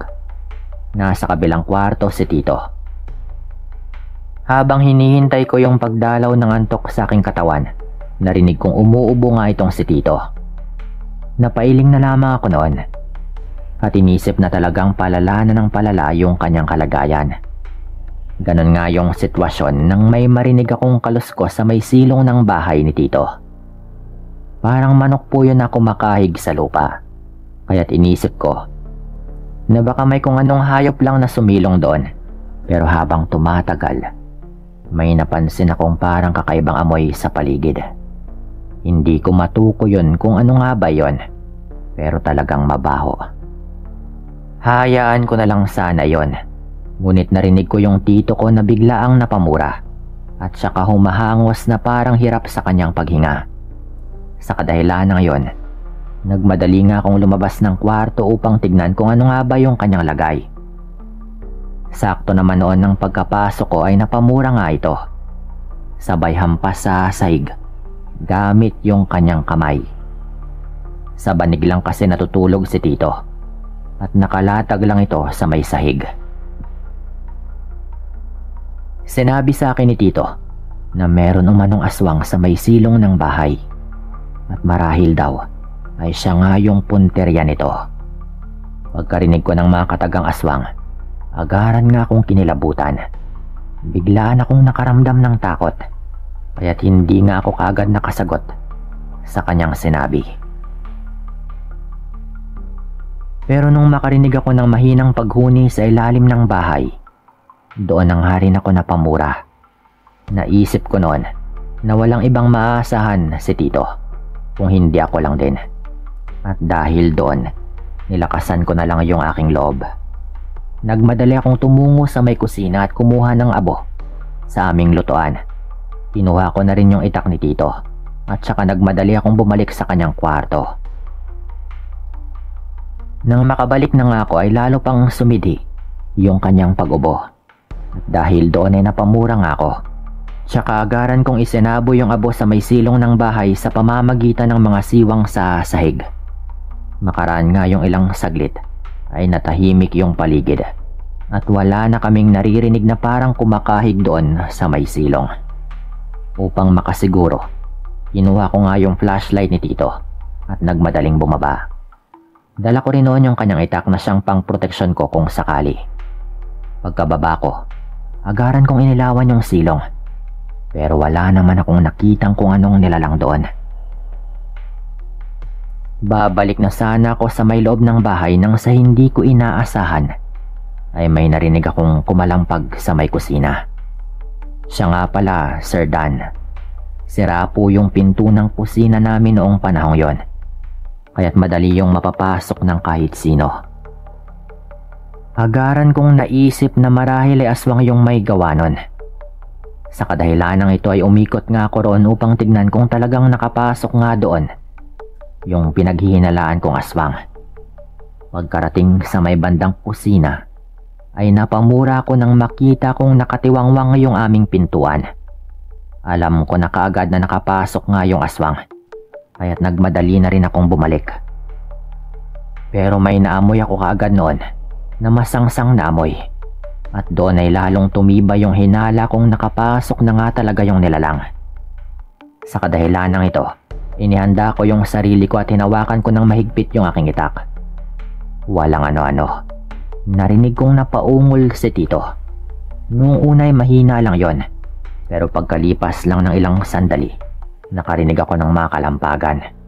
Naisip ko kaagad na nakapasok na nga yung aswang sa kwarto ni Tito, kaya't nagmadali akong pumunta roon.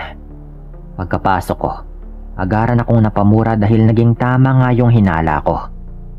Naroon nga yung aswang at umiibabaw ito sa aking tsuhin. Sinusubukang manlaban ni Tito, pero dahil may sakit nga ito, naging panay lang yung kanyang pag-ubo sa paghugot ng kanyang puwersa. Napalingo naman sa akin yung nilalang at lalo kong nakaramdam ng galit nang makitang duguan nga yung kanyang mukha. Nakita ko rin na may mga dugo na rin sa katawan ni Tito, kaya't doon ko nga napagtanto na sumuka na nga siya ng dugo dahil sa kanyang pakikipagtagisan doon sa aswang na yon. Dahil alam kong delikado na nga yung lagay ni Tito, humakbang ako ng mabilis hanggang makarating ako sa may tapat ng aswang na yon. Tatagayin ko na sana ito sa kanyang likuran, pero hindi ko nagawa nang bigla itong napalingon. Sa hindi ko inaasahan ay bigla po nito akong dinuraan at maswerte lang na hindi naman ako natamaan. Dahil sa aking galit, tuluyan ko ngang ginawa yung pagtagaron at nagawa ko siyang tamaan sa kanyang mukha. Isang malakas na pag-ungol lang yung nagawa ng nilalang. Alam ko noon na nasugatan ko siya dahil tumulong nga yung dugo sa kanyang mukha Pero nang akmang tatagayin ko pa nga siya ulit, dahil hindi ko nga ito nagawang masugatan ng malubha, pero biglaan po nito akong nakalmot.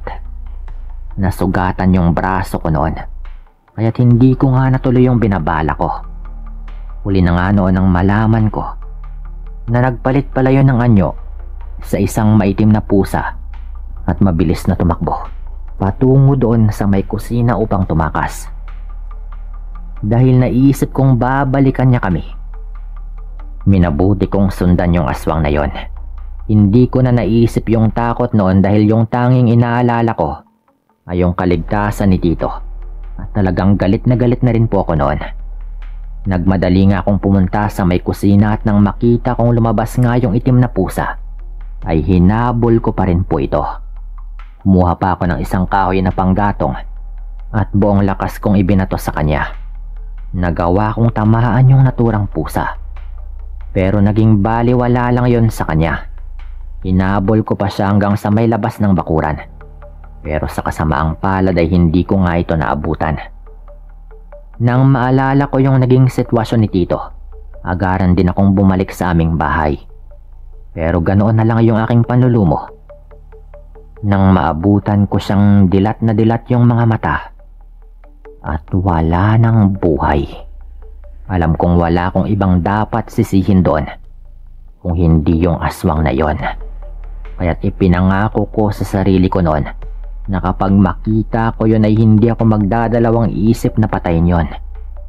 Wala na akong nagawa noon kundi humingi ng tulong sa iba naming kababaryo.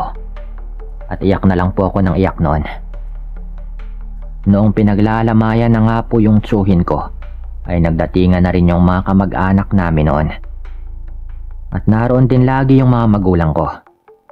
Sinabi ko sa kanila yung patungkol sa nilalang na pumasok sa bahay ni Tito na siyang naging dahilan ng kanyang pagkamatay. Pero hindi naniwala sa akin yung iba naming mga kamag-anak. At ayon kina nanay at tatay, ay kailangan naming magbantay sa paligid dahil baka bumalik daw yung aswang na yon para nakawin yung bangkay ni Tito. Hindi nga sila nagkamali. Dumaan yung ilang araw noon. Kagigising ko lang noon upang makabawi ng tulog. Kung hindi nga ako nagkakamali, mga nasa alas 4 po yun ng hapon. At dahil walang ibang tao sa loob ng bahay, minabuti kong lumabas na lang muna para alamin kung saan nga sila naroroon. Nakatayo na ako noon sa may tapat ng pintuan. At akmang lalabas na nga nang may narinig akong kaluskos sa may bintana nakatapat ng kinaroroonan ng kabaong. Agaran akong napalingon doon at ganoon na lang yung aking gulat nang makita ko ang isang matandang babaeng nakabelo ng itim. Dahil nakasilip nga siya sa bintana, ay nakita ko yung sugat sa kanyang mukha. Kasabay ng pagkakita ko ng kanyang sugat, agaran din akong ginapangan ng takot. Naging malakas yung aking kutob na yun nga yung aswang na siyang pumaslang kay Tito. Sa kadahilanang ito, ay napasigaw nga ako ng malakas na naroroon yung aswang sa may gilid ng bahay. Pagkatapos kong sumigaw noon, ay nagmadali pong umalis yung matanda. Narinig kong nagsigawan na rin yung iba naming kamag-anak sa labas ng bahay, kaya't nagmadali na rin akong lumabas ng bahay.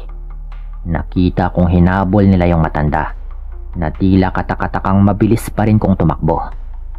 Pagkalipas ng ilang minuto, ay humihingal na bumalik ang mga humabol sa matanda. Ibinalita nga nilang hindi nila ito naabutan pa. Sinabi naman ng isang kapatid ni Tito na magbabantay sila simula sa gabing yon. Sumama pa nga ako sa kanila sa pagkolekta ng tuyong dahon ng niyog para gawing siga sa may labas ng bahay. At ginawa nga po namin yon nung dumilim na. Dahil inaasahan na nga namin na babalik yung aswang na yon. Lahat kami naging alerto. Subalit pagdating nga ng gabi, naging payapa naman yung buong paligid. Marahil ay inaasahan na rin ng aswang na nakapaghanda na rin kami noon. Pero kahit na ganoon ay hindi pa rin kami nakampante. Kung alas 4 nga ng hapon ay pumunta ito, ano pa kaya sa gabi? Pero walang dumating ng gabing yon. Dumaan pa yung ilang gabi. At may naaamoy kaming malansang amoy. Halos 3 gabi rin pong nagkakaganoon Kahit wala naman kaming naririnig na ingay sa paligid. Pero noong gabing malakas po yung ulan at walang gaanong taong pumunta, ay doon na nga kami inatake ng aswang. Lahat kami noon ay nasa loob ng bahay ni Tito. At katatapos lang din noon ng padasal para sa patay. Habang nagkukwentuhan noon at naghahanda para sa aming hapunan, ay nakarinig kami ng malakas na kalabog sa bubungan. Biglaan ding umalingasaw yung napakabahong amoy. Kaya't alam na agad namin na may aswang sa paligid. Dahil may lumagapak sa may bubong, naisip ng mga tiyuhin ko na baka aswang nga yung bumagsak doon. Kaya't nagmadali silang bumaba, dala yung kanilang mga itak at ilaw. Kahit na malakas pa yung ulan noon, pagkababa nga nila ay narinig kong naging panay yung kanilang pagsigaw. May isa sa mga tiyuhin namin na umakyat sa bubungan. At doon ay kinumpronta nga po nito yung nilalang. 5 tiyuhin ko rin yung lumabas noon at sumama pa nga sa kanila yung tatay ko. Kaya alam kong hindi madali para sa aswang na yon yung tumakas. Makalipas yung mga 10 minuto ay nakarinig kami ng hiyawan. Sinubukan kong dumungaw sa bintana at nakita kong kanya-kanya na nga sila ng baba mula sa bubungan. Nang makababa na sila, ay kanya-kanya nga silang takbuhan. Kaya tinanong ko nga yung isa kong tiyuhin kung ano ba talagang nangyari. At ayon sa kanya, ay natagaraw ng isa niyang kapatid yung aswang at tinulak niya nga yun para mahulog. Subalit nang bumagsak na raw yung aswang, biglaan pa rin daw yung nakapagpalit ng anyo sa isang maitim na pusa. Sinubukan daw nilang habulin yon, ngunit hindi nga nila malaman kung saan ba yun nagpunta. Minabuti na lamang nilang hayaan na yung aswang na yon dahil malalim na din daw yung naging sugat nito sa may bandang likuran at baka hindi na nga nito magawang lawayan pa yon para gumaling. Ibinalita nga nila yung mga nangyari pagkapasok nila sa loob ng bahay. Kinabukasan din po nun, minabuti nilang maglagay ng baging ng panyawan sa mga bintana at maging sa bubungan para hindi na raw makalapit yung aswang. Sa kabutihang palad naman, hanggang mailibing yung tito ko, ay hindi na rin bumalik yung aswang na yon. Hindi na rin ako tumuloy noon sa bahay ni Tito dahil wala na rin naman siya doon at sumama na lang ako sa aking mga magulang. Hindi na rin po namin nabalitaan kung ano ba talagang nangyari sa nilalang na yon, pero medyo kumalat po yung kwentong ito noon. Dito ko na rin po ito tatapusin at maraming salamat po.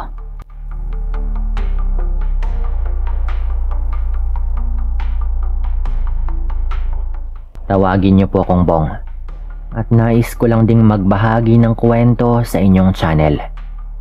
Hindi ko naman ito personal na karanasan. Sa halip ay kwento lang din ito ng aking tiyuhin na tawagin naman natin sa pangalang Renato.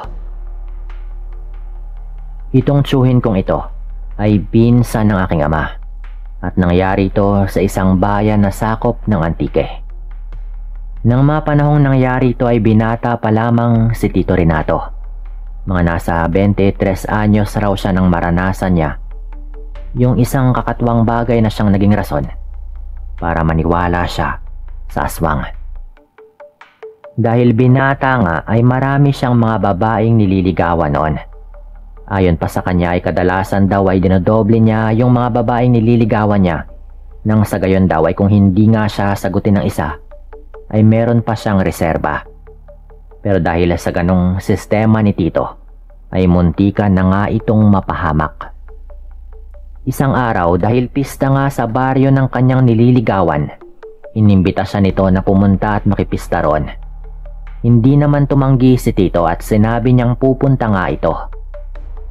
Pero bago pa man siya umalis ay sinabihan siya ni Lolo na wag na siyang tumuloy dahil baka kung ano nga yung mangyari sa kanya. Ayon naman sa ama ni Tito Renato na nagginip daw siya ng masama at parang nagbigay raw yun ng babala. Pero dahil hindi naman naniniwala si Tito sa mga ganoon, ay hindi nga niya pinansin yung sinabi sa kanya ni Lolo. Matapos niyang maligo at makapagbihis ay nagpasya na nga ito na umalis. Wala siyang ibang kasama sa kanyang pagpunta sa kabilang baryo, pero hindi yun naging alintana sa kanya. Naglakad siya hanggang sa makarating na nga siya sa baryong merong pista Dahil wala siyang kakilala ron, dire-diretso lang daw siya sa paglalakad patungo doon sa bahay ng kanyang nililigawan. Siya nga pala, itago na lang po natin yung kanyang nililigawan sa pangalang Loida. Noong natatanaw na nga ni Tito Renato yung bahay ni Loida, sa hindi niya malamang dahilan ay biglaan raw siyang nakaramdam ng kaba. Alam niyang hindi naman siya nahihiyang humarap sa mga tao roon, pero parang may kung ano raw sa kanyang loob na tila nagsasabi na huwag siyang tumuloy. Pero nasakto rin noon na napadungaw si Loida sa bintana at nakita nga nito si Tito. Dahil doon ay kinawayan nga nito si Tito at sinabihang dumiretso na nga roon at wag nang mahiya pa. Akmang maglalakad na sana si Tito nang may marinig siyang tumatawag sa kanya.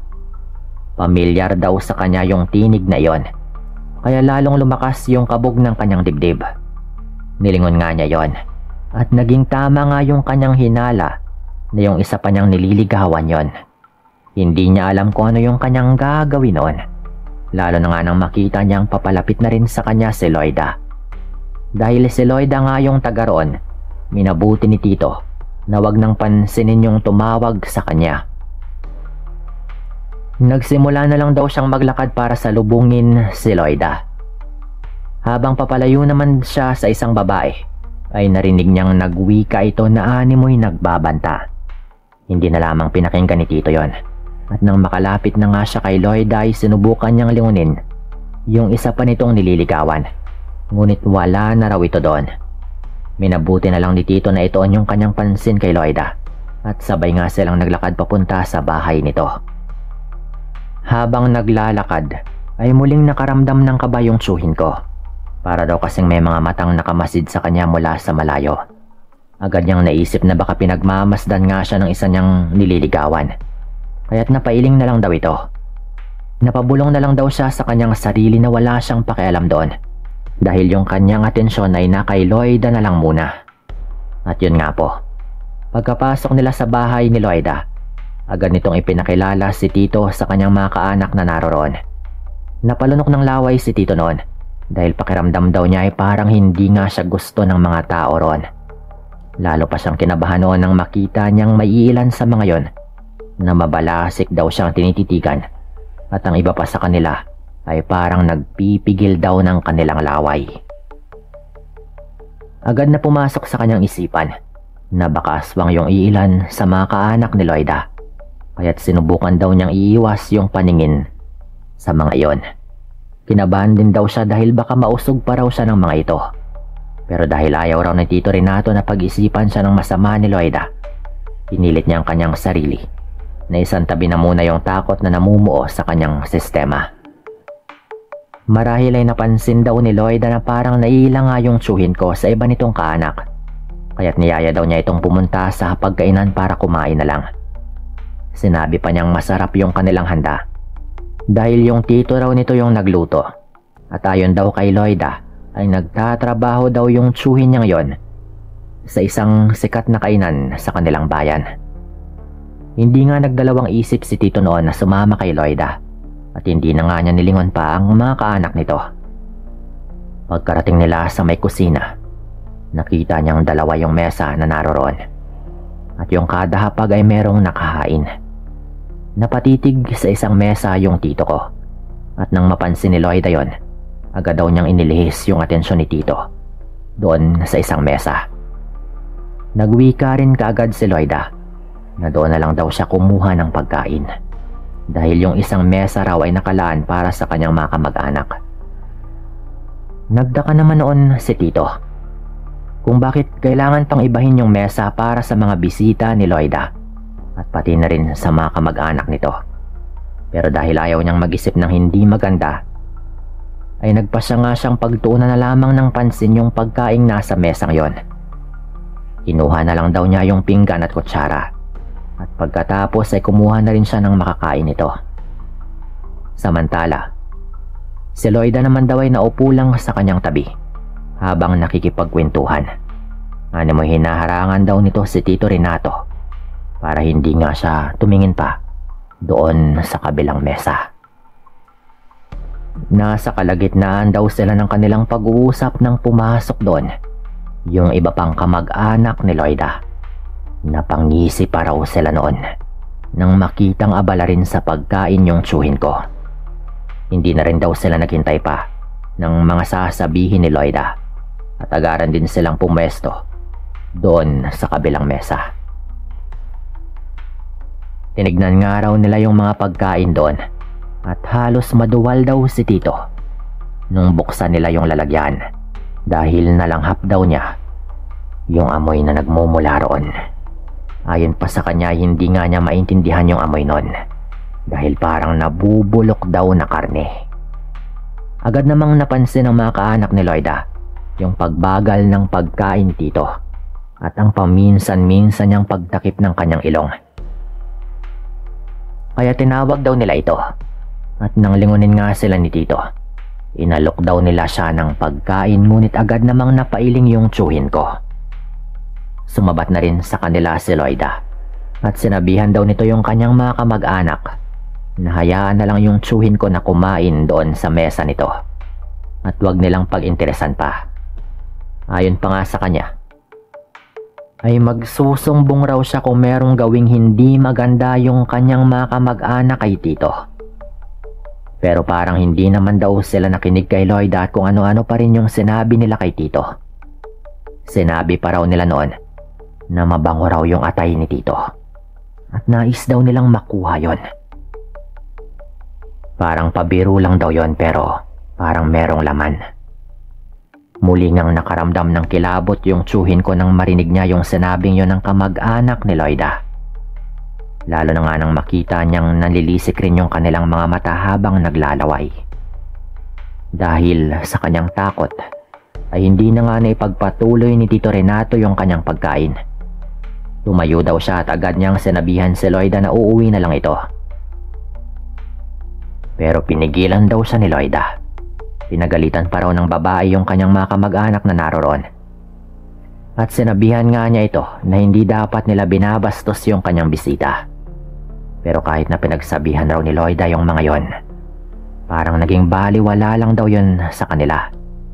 At dahil dito, siya na nga mismo yung nagyaya kay Tito Renato na umalis na lang doon sa may kusina. At umuwi na lang sa kanilang bahay. Tango na lang yung naging tugon ni Tito. At umalis na lang nga sa bahay na yon. Tango na lang daw yung naitugon ni Tito. At noon din ay walang pasabi nga silang umalis doon. Hindi sila duman sa may sala dahil naroroon pa yung ibang mga kamag-anak ni Loida. Pagkalabas daw nila, agad na humingi ng patawad yung nililigawan ni Tito. Sinabi niyang hindi niya akalain na yun yung gagawin ng kanyang mga kapamilya. Nagtanong naman kaagad yung tsuhin ko kung mga aswang ba yung mga taong yon. At hindi naman daw nagdalawang isip si Loida na tumango, na labis ngang ikinagulat ng tsuhin ko. Ayon pa raw sa kanya, mga malalayong kamag-anak raw nila yon na nagmula sa malayong lugar. Napatango na lang daw si Tito noon at agad nang nagpaalam na uuwi na lang ito lalo at kinabahan na rin daw siya. Pipigilan pa sana siya ni Loida. Ngunit nang mapadungaw sa bintana yung iba nilang kamag-anak at sinabihan nga nito si Tito na pumasok ulit sa bahay, wala nang nagawa si Loida kung hindi yung pumayag na lang na pauwi na nga si Tito. Lalo na't ayaw pa ring tumigil ng kanyang mga kamag-anak.